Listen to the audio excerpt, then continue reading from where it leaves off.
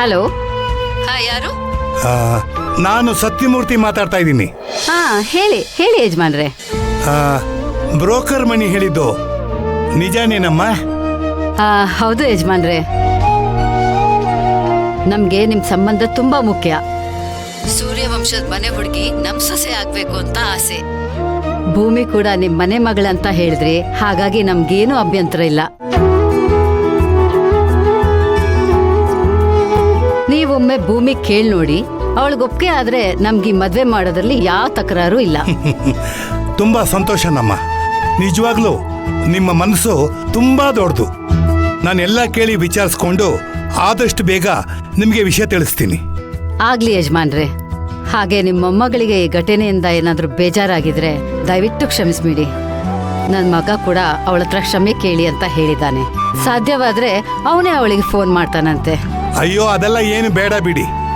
ನಾವೇ ನಮ್ಮ ಮೊಮ್ಮಗಳಿಗೆ ಸಮಾಧಾನ ಹೇಳ್ತೀವಿ.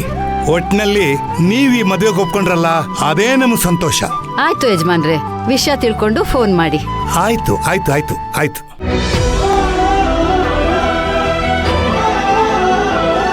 ನೋಡ್ದಿ ನಮ್ಮ ಭೂಮಿ, ಅಂತೂ ನಿನ್ನ ಅದೃಷ್ಟ ಕುಲಾಯಿಸ್ಬಿಡ್ತು. ಅವರ ಇಡೀ ಕುಟುಂಬಕ್ಕೆ ನೀನು ಒಪ್ಪಿಗೆ ಆಗಿದೀಯ ಅಂತ ಹೇಳಿದ್ರು. ನೋಡು, ಇನ್ನು ನಿರ್ಧಾರ ಮಾಡ್ಬೇಕಾಗಿರೋದು ನೀನು. ಪದೇ ಪದೇ ಇಂಥ ಅವಕಾಶ ಸಿಗಲ್ಲ. ನನ್ನನ್ನು ಕೇಳಿದ್ರೆ ಖಂಡಿತ ಈ ಮದುವೆ ಆಗು ಅಂತ ಹೇಳ್ತೀನಿ. ಆದ್ರೆ ಮುಂದೆ ಬಾಳಿ ಬದುಕಬೇಕಾದವಳು ನೀನು. ಯೋಚನೆ ಮಾಡು.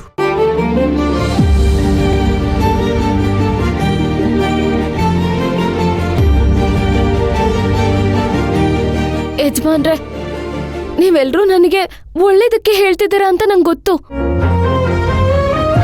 ಆದ್ರೆ ಈ ತರ ದಿಢೀರ್ ಅಂತ ಕೇಳಿದ್ರೆ ನನ್ಗೇನ್ ಹೇಳ್ಬೇಕು ಅಂತ ಗೊತ್ತಾಗ್ತಾ ಇಲ್ಲ. ಎಲ್ಲ ಒಂಥರ ಗೊಂದಲವಾಗಿ ಕಾಣಿಸ್ತಿದೆ. ಯಜಮಾನ್ರೆ, ನಂಗೊಂದ್ ಸ್ವಲ್ಪ ಕಾಲಾವಕಾಶ ಕೊಡಿ ದಯವಿಟ್ಟು. ಆಯ್ತಮ್ಮ, ನಿಧಾನವಾಗಿ ಯೋಚನೆ ಮಾಡಿ ನಿನ್ನ ನಿರ್ಧಾರನ ಹೇಳು, ಆಯ್ತಾ?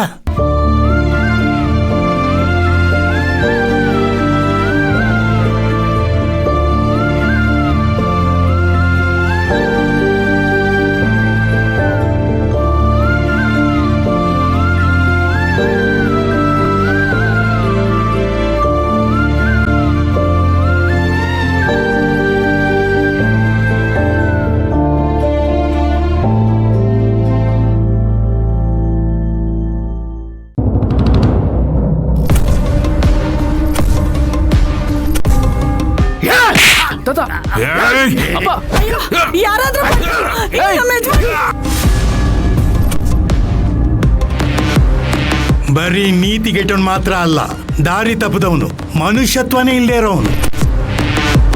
ನೀವು ಬರೀ ಸಂಬಂಧಿಕರಾಗಿ ಬಂದಿದ್ದೀರಾ ಅಂದ್ರೆ ನಿಸ್ಸಂಕೋಚವಾಗಿ ಮನೆ ಒಳಗೆ ಬರಬಹುದು.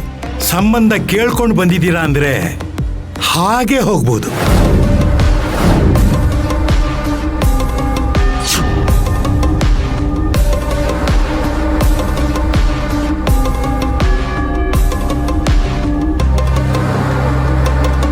ರೀ, ಮಿನಿಸ್ಟರ್ ಕೃಷ್ಣಮೂರ್ತಿ ಅವ್ರು ಫೋನ್ ಮಾಡಿದ್ದಾರೆ ರೀ. ನಿಮ್ಗೆ ಹೇಳ್ತಾ ಇರೋದು, ಎಲ್ಲಿ ಕಳ್ದೋಗಿದ್ದೀರಾ ನೀವು? ರೀ, ನಿಮ್ಗೆ ಫೋನ್ ಬಂದಿದೆ ನೋಡ್ರಿ. ಯಾಕೆ ನನ್ಗೆ ಹಿಂಗ್ ಟಾರ್ಚರ್ ಕೊಡ್ತಾ ಇದ್ಯಾ? ನನ್ನ ಒಳಗೆ ಏನ್ ನಡೀತಾ ಇದೆ ಅಂತ ನಿಂಗೆ ಏನಾದ್ರೂ ಗೊತ್ತಾ? ನನಗೆ ಈ ರಾಜಕೀಯ ಅಧಿಕಾರ, ಈ ದುಡ್ಡು, ಜನ ಯಾವುದು ಬೇಕಾಗಿಲ್ಲ. ನನಗೆ ಆ ಸತ್ಯಮೂರ್ತಿ ಬೇಕು. ಆ ಕರ್ಣ ತನ್ನ ತಲೆ ತಗ್ಸೋದನ್ನ ನಾನು ನೋಡ್ಬೇಕು.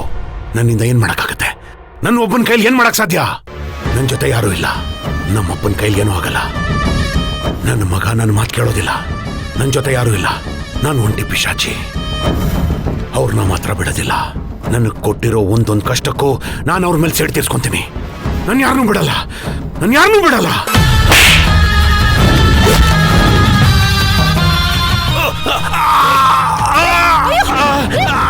ಏನಾಯ್ತು ನಿಮ್ಗೆ? ಅಯ್ಯೋ ರೀ, ಏನಾಯ್ತು? ಅಯ್ಯೋ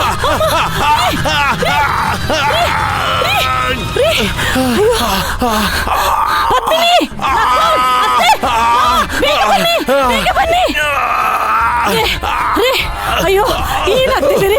ರೀ, ಏನಾಗ್ತಿದೆ? ಮುನೇಂದ್ರ, ರಾಜೇಶ್ವರಿ ಏನಾಯ್ತಮ್ಮ? ಕೋಪದಲ್ಲೇನೋ ರೇಗಾಡ್ತಾ ಇದ್ರು, ಇದ್ದಕ್ಕಿದ್ದಂಗೆ ಎದೆ ಹಿಡ್ಕೊಂಡು ಬಿದ್ದೋಗ್ಬಿಟ್ರು ಮಾವ. ಅಯ್ಯೋ, ರೀ, ನಕುಲ್, ಡಾಕ್ಟರ್ ಫೋನ್ ಮಾಡು.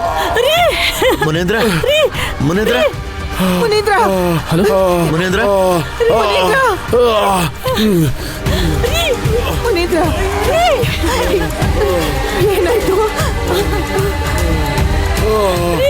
ಹಲೋ ಡಾಕ್ಟರ್, ನಾನು MLA ಅವ್ರ ಮಗ ನಕುಲ್ ಮಾತಾಡ್ತಿರೋದು. ಅಪ್ಪ ಅನ್ಕಾನ್ಶಿಯಸ್ ಆಗಿದ್ರೆ ದಯವಿಟ್ಟು ಪ್ಲೀಸ್ ಬೇಗ ಬರ್ತೀರಾ? ಸ್ವಲ್ಪ ಬೇಗ ಬನ್ನಿ. ಏನಾಗ್ತಿದೆ? ಮಾತಾಡ್ರಿ. ರೀ, ರೀ.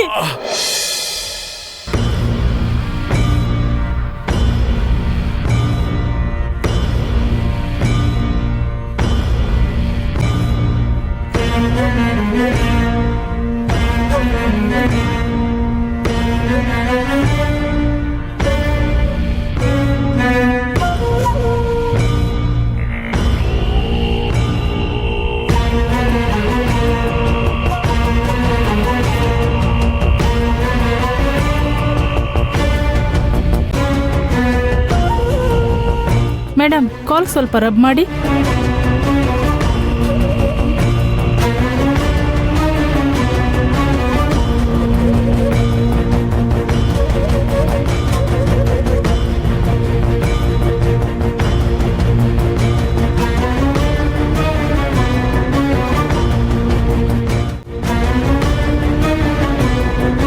ಡಾಕ್ಟ್ರೇ, ಏನಾಗಿದೆ? BP ಓವರ್ ಶೂಟ್ ಆಗಿದೆ. ಸಿಕ್ಕಾಪಟ್ಟೆ ಟೆನ್ಷನ್ ತಗೊಂಡಿದ್ದಾರೆ ಅನ್ಸುತ್ತೆ. ಮೈಲ್ಡ್ ಆಗಿ ಹಾರ್ಟ್ ಅಟ್ಯಾಕ್ ಆಗಿದೆ.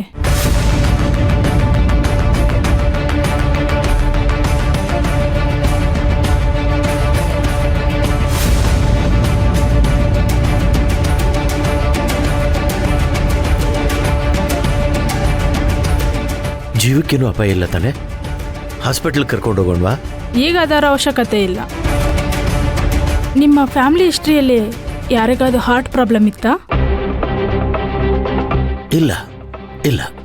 ನೋಡಿ, ಇವ್ರು ತುಂಬ ವೀಕ್ ಆಗಿದ್ದಾರೆ. ಅವ್ರಿಗೆ ಹೆಚ್ಚಿಗೆ ಏನು ಟೆನ್ಷನ್ ಕೊಡಬೇಡಿ. ಬ್ಲಡ್ ಸ್ಯಾಂಪಲ್ ತಗೋಬೇಕು. ಸಂಜೆ ನಮ್ಮ ನರ್ಸ್ನ ಕಳಿಸ್ಕೊಡ್ತೇನೆ. ಶುಗರ್ ಲೆವೆಲ್ ಎಲ್ಲ ಚೆಕ್ ಮಾಡಬೇಕಾಗುತ್ತೆ. ಹಾಂ, ಸರಿ. ಆಮೇಲೆ ಮುಂದಿನ ಯೋಚನೆ ಮಾಡೋಣ. ಸದ್ಯಕ್ಕೆ ಈ ಟ್ಯಾಬ್ಲೆಟ್ ಕೊಡ್ತಾ ಇರಿ. ಹಾಂ, ಈಗೇನು ತೊಂದರೆ ಇಲ್ಲ. ಅವ್ರು ರೆಸ್ಟ್ ತಗೊಳ್ಳಿ.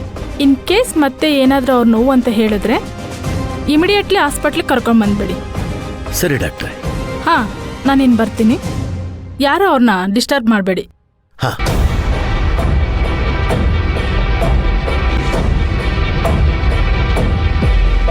ನಾನಿನ್ನು ಬರ್ತೀನಿ. ನಮಸ್ಕಾರ.